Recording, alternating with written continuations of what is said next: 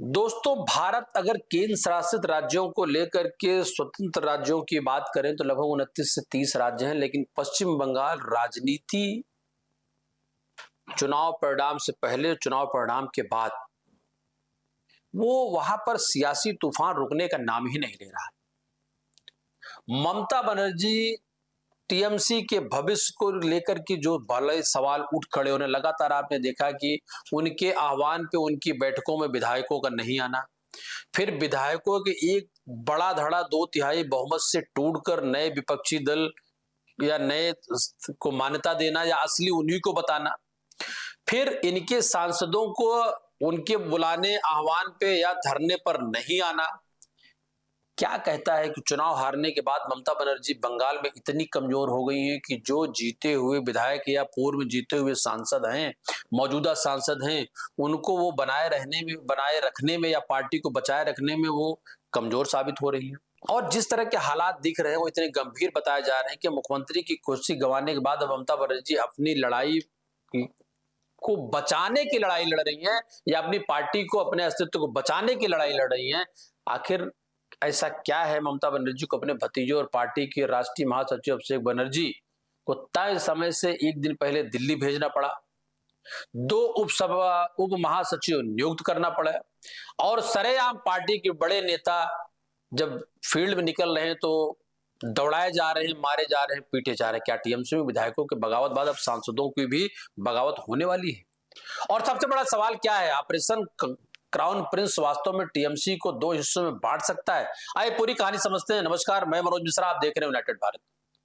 दोस्तों, चूंकि लगभग 25 वर्षों से बंगाल और बंगाल के साथ पूर्वोत्तर राज्यों की राजनीति में बतौर पत्रकार मेरा आना जाना, उठना बैठना और लगभग महीने में 15 दिन का समय देना, खबरों में बने रहना, वामपंथ को जाते ममता को आते और ममता को जाते बीजेपी को सत्ता पे काबिज होते, और सत्ता पे काबिज होने के बाद ममता की पार्टी के इस तरीके टुकड़े और बिखरने को देखने जैसी खबरों के बारे में जबानी तौर पर और यूनाइटेड भारत के मंच में मैंने पहले भी कहा था कि 6 महीने बाद ममता को बूथ के कार्यकर्ता नहीं मिलेंगे। 6 महीने तो बहुत देर की बात हो गई। फिरहाद हकीम जैसे बड़े नेता जो लगातार मेयर भी थे और सरकार में, राज्य सरकार में कैबिनेट मंत्री भी थे, एक एक कर सभी जिन्होंने कांग्रेस से अलग होकर के तृणमूल कांग्रेस और ममता के पिलर बनने में, ममता को ममता बनाने में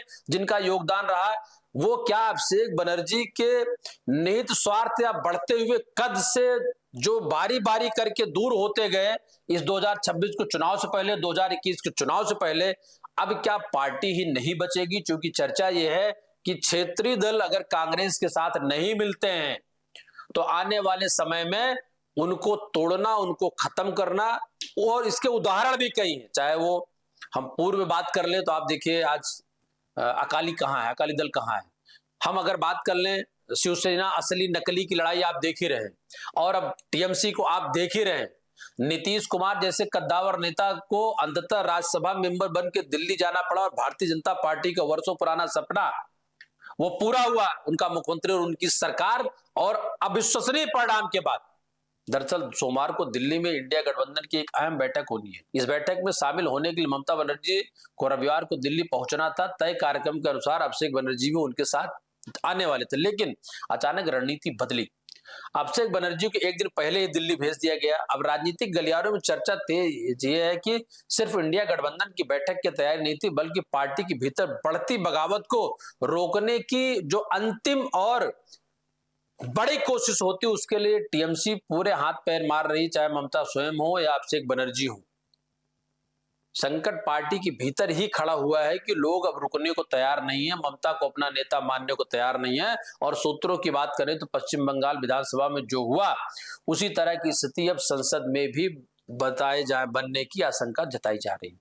कुछ दिन पहले टीएमसी को तब बड़ा झटका लगा जब पार्टी में 80 में से 58 विधायक, आधिकारिक विधायक दल अलग हुए। विधायकों ने निष्कासित नेता ऋतव्रत बनर्जी के नेतृत्व में स्वीकार किया गया, वो मुख्य प्रमुख विपक्षी दल के रूप में उनको मान्यता मिल गई। इससे ममता बनर्जी के राजनीतिक जीवन का सबसे बड़ा संगठनात्मक झटका मानिए या ये कहिए कि ममता बनर्जी इससे ज्यादा कमजोर स्थिति में तो कभी नहीं थी, लेकिन कहानी यही खत्म नहीं होती दोस्तों। विधानसभा के बाद अब चर्चा है कि लोकसभा और राज्यसभा में भी टीएमसी के कई सांसद इनकी कार्यप्रणाली से असंतुष्ट हैं। तकरीबन 20 सांसद बगावती तेवर में हैं। लोकसभा में टीएमसी के 28 सांसद हैं। दल बदल कानून के तहत किसी नए समूह को मान्यता दिलाने के लिए कम से कम 2/3 सांसदों को समर्थन चाहिए, यानी 19 सांसदों का आंकड़ा बेहद महत्वपूर्ण हो जाता है। यही वजह है कि दिल्ली में सांसदों की बैठकों लगातार संपर्क साधने की खबरों के सामने ममता बनर्जी विचलित भी हैं, परेशान भी हैं और अभिषेक के सांगठनिक कद को कम करने का मैसेज दे रही हैं। साथ में 2 उप महासचिव नियुक्त कर चुकी हैं। उसके बाद भी यह विवाद नहीं थम रहा। यह विवाद अभिषेक बनर्जी के बढ़ते प्रभाव, पार्टी में कथित परिवारवाद को लेकर के और सत्ता हस्तांतरण, यानी ममता की उम्र हो रही है, आज नहीं तो कल दूसरा ममता बनर्जी कौन बनेगा। तो लोगों ने ये देखा कि विगत काफी दिनों से जिस तरीके से पार्टी के अंदर, पार्टी के बाहर, सरकार के अंदर, सरकार के बाहर अभिषेक बनर्जी फैसले लेते रहे, उसे बारी बारी एक एक करके वो सारे बड़े नेता ममता का साथ छोड़ते रहे। इसी असंतोष को कुछ नेताओं ने औपचारिक रूप से एक परिणाम बाद या अनौपचारिक रूप से ऑपरेशन क्राउन प्रिंस का नाम दिया, यानी कि पार्टी की युवराज माने जाने वाले अभिषेक बनर्जी के खिलाफ एक सियासी अभियान छेड़ा गया। और विडंबना देखिए, जिन अभिषेक बनर्जी को ममता बनर्जी अपने राजनीतिक उत्तराधिकारी के रूप में तैयार कर रही थी, आज वही उनके लिए सबसे बड़ी चुनौती या पार्टी को खत्म बनने का सबसे बड़ा कारण अभिषेक बनर्जी को लोग बता रहे हैं। और दिलचस्प घटनाक्रम सामने आया कि ममता बनर्जी कलकत्ता नगर निगम के टीएमसी पार्षदों की एक अहम बैठक अचानक रद्द कर देती है। इस फैसले ने भी राजनीति की अटकलों को हवा दे दिया। विश्लेषकों का मानना है कि पार्टी नेतृत्व इस समय पूरी तरह सांसदों और विधायकों को एकजुट करने में फोकस कर रहा है। दिल्ली दौरे पर दूसरा पहलू भी है। खबरें हैं कांग्रेस नेतृत्व ने ममता बनर्जी के सामने एक बड़ा राजनीतिक प्रस्ताव रखा है। सूत्रों के मुताबिक माने तो कांग्रेस चाहती है कि टीएमसी कांग्रेस में विलय कर ले और ममता बनर्जी एक बार फिर अपने पुराने राजनीतिक घर में लौट आए। हालांकि इस दावे की कोई आधिकारिक पुष्टि नहीं है, ये चर्चाएं हैं जिनको आधिकारिक रूप से नहीं कहा जा सकता। और यही बात लगभग इंडिया गठबंधन क्या बारी बारी विपक्ष को सारे नेता जो कभी कांग्रेस से निकल करके अपने क्षेत्रीय दलों के वो बड़े नेता बने या सरकारें बनाई, अब समय है कि या तो वो कांग्रेस में वापिस आ जाएं या अपने अस्तित्व को खत्म कर लें। ममता बनर्जी की संभावित मुलाकात ने इस चर्चा सोनिया गांधी और राहुल के साथ इस चर्चा को और तेज कर दिया है। अगर ऐसा कोई राजनीतिक संकट बनता है तो भारतीय राजनीति का पूरा परिदृश्य बदल जाएगा। लेकिन फिलहाल ममता बनर्जी की सबसे बड़ी चिंता अपनी पार्टी को बचाना, अपने सांसदों को रोके रखना। दूसरी तरफ अभिषेक बनर्जी पर भी दबाव कम नहीं है। उन्हें कथित फर्जी हस्ताक्षर मामले में जांच एजेंसियां, भ्रष्टाचार, ईडी से लेकर के 40, 80, 82 प्रॉपर्टियों के बारे में उनको लगातार नोटिस, और इसी वजह से वो दिल्ली में ममता के प्रतिनिधि के रूप में पार्टी के राष्ट्रीय महासचिव तो हैं ही, लेकिन वो सारे निर्णय लेते रहे हैं। अब देखना यह है कि अगला कदम इंडी गठबंधन के साथ या इंडी गठबंधन बैठक के बाद ममता बनर्जी के साथ कौन कौन होता है। चूंकि ममता बनर्जी भी जब जरूरत पड़ी तो उन्होंने कभी कांग्रेस का साथ दिया नहीं, बल्कि अगर वो बयान याद करिए पूर्व में जब ममता बनर्जी वामपंथ से लड़कर के वामपंथ को खत्म कर रही थी तो उन्होंने कहा कि भारतीय जनता पार्टी उनके लिए नरम विरोधी हो सकती है, लेकिन उनकी सबसे बड़ी लड़ाई वामपंथ और कांग्रेस से है। तो मित्रों, राजनीति में पूर्व में जब जो भी आप निर्णय लेते हैं वो पलटकर आपके सामने आता है, और आज वही संकट ममता बनर्जी के सामने है।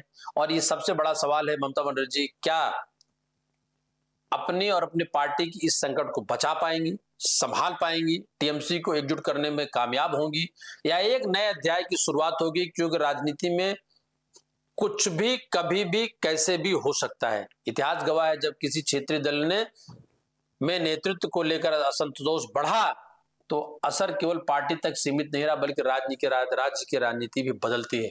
फिलहाल सबकी निगाहें दिल्ली पर टिकी है, इंडिया गठबंधन की बैठक पर टिकी है, ममता को अपने छत्र को बचाने पर टिकी है। आगे अगली चाल क्या होती इस पर यूनाइटेड भारत की पूरी टीम की नजर होगी। ममता बनर्जी रहती हैं, टीएमसी रहती है, उनके सांसद विधायक बचे हुए रहते हैं या कहीं और जाते हैं। नमस्कार, आप देखते रहे यूनाइटेड भारत। अपने कमेंट्स, अपने विचार जरूर दें, क्योंकि आपके विचार से भी यूनाइटेड भारत में खबरें बनती हैं, प्रसारित होती हैं, लोगों तक पहुंचती हैं। देखते रहें। धन्यवाद।